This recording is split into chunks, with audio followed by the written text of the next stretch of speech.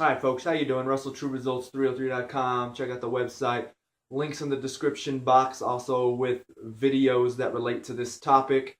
Thank you for spending your time with me. I appreciate it. It's valuable.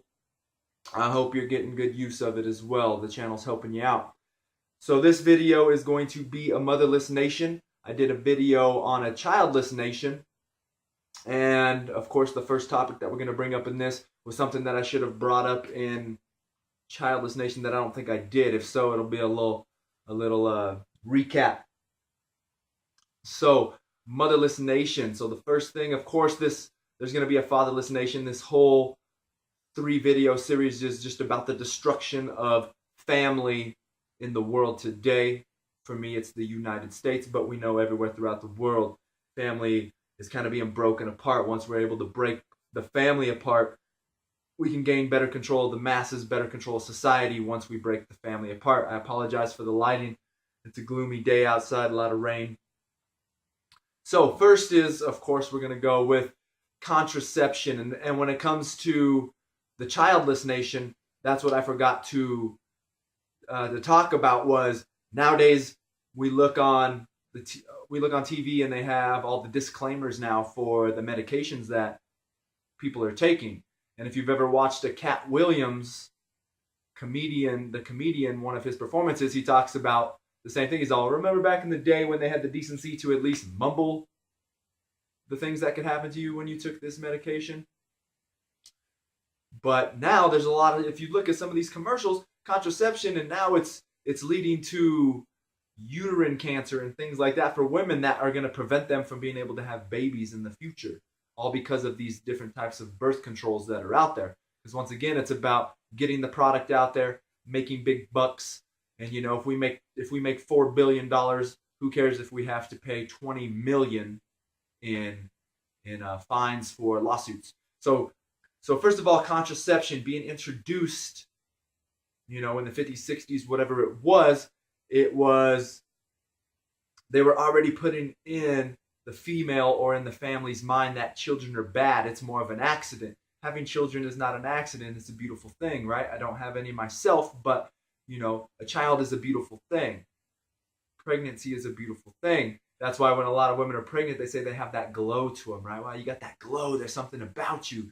You know, you got that beauty. So the first thing is they introduced contraception, which in turn, like we talked about, could lead to cancers that will prevent women from having babies or becoming pregnant in the future. So once again, what does that do? That leads to destruction of the home, in a sense of now you can cheat on your spouse or your significant other without consequence. Because before, if you cheated, you were most likely going to become pregnant. Then we're able to see, then if the baby comes out and it's a different race, a different hair color, different whatever, we're able to know that, hey, this is not my child. And then, of course, that's going to lead to a broken home, which, again, we are breaking the family apart, which is what they want. They want the family to be broken apart. And don't you think that's funny that, you know, we've come as a society to see that children kind of, like I said, are a burden on us. But when you think about it, a lot of the wealthier families have large families. They have 4, 5, 6 kids, right? So that's something to think about. You know, the wealthy kind of don't want you to have a lot of kids, or the lower class to have a lot of kids, but they themselves have large families. You know, next would be devaluing, you know, the devalue of a stay-at-home mom. We all know they have great value. You know, there's always those quotes on Facebook and stuff where she's a mother, she's a babysitter, she's a cook, she's a teacher, she's a this and that, right?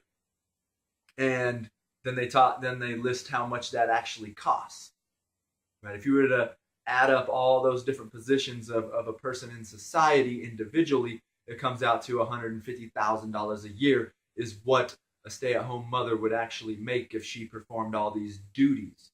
So once again, then like I said, we devalue that, and we're like, oh, she's not really bringing home a paycheck. We can't physically see money in a bank account. And we all know that you know, just trying to hire a babysitter or daycare for a newborn can be $1,000 to $1,500 a month just for a child.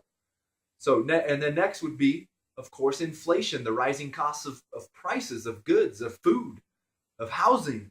Right now, once the housing market crashed, right, you could get an apartment for $600-700. Now apartments are going for anywhere from $900 to $1,500 for a basic apartment. That's not including any luxury in that apartment. That's just a roof over your head. So with rising costs, unfortunately now we have to go, the mother has to get a job if the husband can't support it, especially if our way of living is really high. So that's another way of breaking the family apart and removing the mother from the home and creating that motherless nation.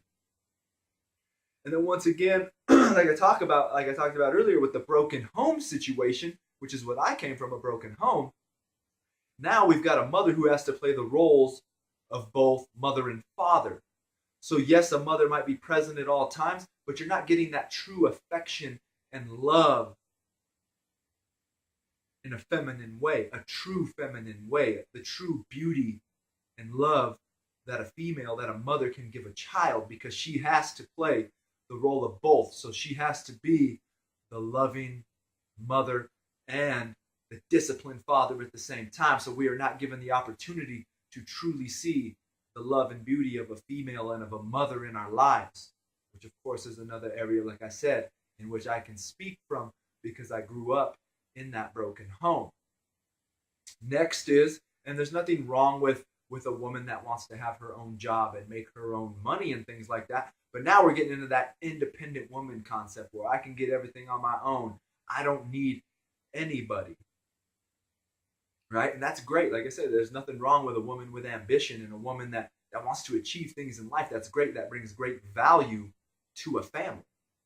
Great value to a family. Just the unfortunate thing is the older that we get in life, male or female, the harder it is for a pregnancy to happen, for a child to be born. And then the unfortunate thing is now these women who are very successful and happy with their careers and putting family life on hold, unfortunately now have gotten to a point to where they can't even have a family. They can't even get pregnant. And once again, that's just a whole nother roller coaster of emotions and problems in society. That could breed resentment in some way, shape, or form, anger, for just whatever, right? So there's some of that's a motherless nation. We're losing mothers to these types of things in our lives. And like I said, when it comes to destruction of the family, that's how society, politics, the world knows that they can get to us, is if they're able to split the home apart. So what has the church been able to do about this?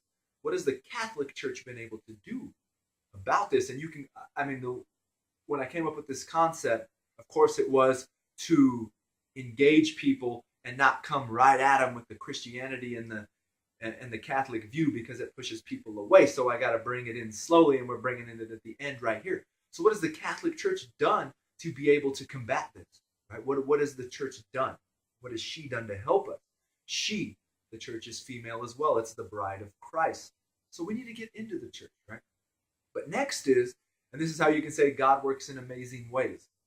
You can say it's a prophecy of the church, a prophecy of the apostles, whatever you want to say. But the way I see it is, this is the great thing about having Mary, the Virgin Mother of Jesus, our mother. And I have it in my little notes down here, John 19:26-27. That is when Jesus, on the Stations of the Cross, on the way to being crucified, gives his mother Mary to his disciple and say, this is, he looks at him and says, this is your mother, this is your son. And from there, he takes her into his home. And that's why, again, the church gives us that mother figure in Mary. And like I said, you can call it, prophecy. Everyone wants to talk about all the different things that have come true of the Bible, and this is true, and things are coming of age or whatever. But I think this is a great thing that the church has done for us. A really great, like I said, a great thing for us, that we have a mother. We have the mother of Jesus. Jesus did this for us. Now, I don't know if it was, he had that, that look into the future of what life would be like, but that's the blessing that the church has given us, is a mother in Jesus, that a mother that we can go to at times of struggle when any of these things that I've just listed come into play and we feel like we have no mother in our lives. We have Mary, the mother of Jesus, the mother that was given to us by Jesus, someone that we can confide in and talk to and ask to pray for us and help us on our journey in this life. So once again, I hope this video helped. Thank you for spending your time with me. Subscribe to the channel, share and like these videos.